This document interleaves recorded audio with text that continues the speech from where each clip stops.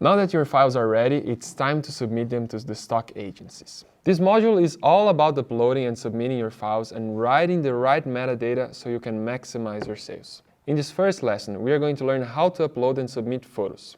But even if you are a video-only contributor, I suggest you watch this lesson to the end. The image upload process is pretty easy and similar across the agencies. So I'm going to cover how to do it in Shutterstock and Adobe Stock. But don't worry and don't forget about our other course, Master the Agencies, where you are going to learn the specifics about the other websites. Okay, so let me head to Shutterstock. As covered before, Shutterstock is the main agency for almost every contributor.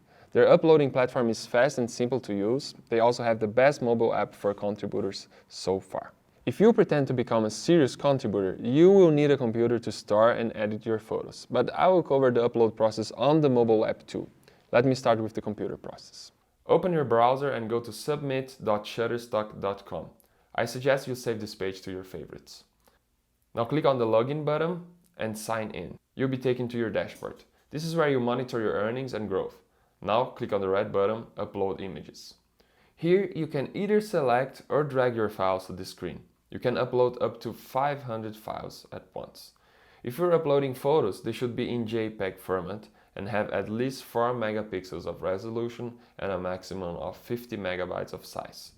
If you are uploading vectorized illustrations, they should be in the EPS format, and you should also upload the JPEG file for preview. Both files must have the same name. This preview file should also be 4 megapixels of resolution or higher. That allows customers to download high-resolution rasterized versions of your vector if they choose so. After the upload is finished, hit Next. This is the submitting screen. All uploaded files that weren't submitted yet should appear here. It may take seconds or minutes to be processed, so refresh your page if you don't see them yet. This area is where you will add the metadata, a group of information that will make your file searchable. For now, I will only show you the basics, but there is a lecture on how to write professional metadata still in this section. First, make sure all automatic info was added right. Select the correct image type and commercial or editorial usage as well. In description, you will shortly describe what the image represents. Then, pick one or two categories that better match your content. If your file needs a release, you will add it here. You can attach an existing release or upload a new one. Shutterstock accepts JPEGs only. Save it with a name that will help you recognize it in case you need to use it again in the future, and add the requested information about the model or property. One extra tip is using the mobile app to upload photos of printed releases. And finally, add keywords related to your file. These are search terms your potential customers might use to search for an image like yours. You can add up to 50 keywords. Shutterstock Artificial Intelligence is able to identify some keywords automatically.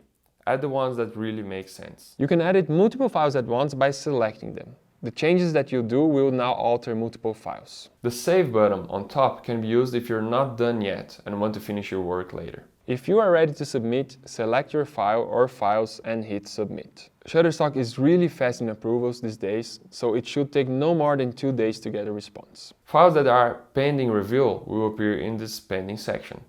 Reviewed files will appear here, whether if they were accepted or rejected.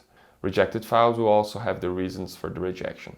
The process in the mobile app is very similar. You start by opening the Contributor app. There are 4 icons in the bottom. The home icon takes you to your recent activities section, a summary of all that's going on with your earnings and submissions. The money icon takes you to the earnings section, a summary of your monthly earnings. Click on one of them to find more info. The upload icon opens the submission section. The last icon is the more section. Here you can manage your releases and use your smartphone to upload new ones. Now press the upload icon and choose a picture. After the upload process is done, open your file to write the metadata. These fields are exactly the same, and you can shift your work between computer and phone. This means you can upload files with your computer and finish metadata with your smartphone. After you finish, you can hit Submit down below or simply Save on top. Back in the Submit page, you can select multiple files and submit them all at once. The Shutterstock app is useful even when you upload your files through your computer. This is a cool way to be able to write metadata on the go.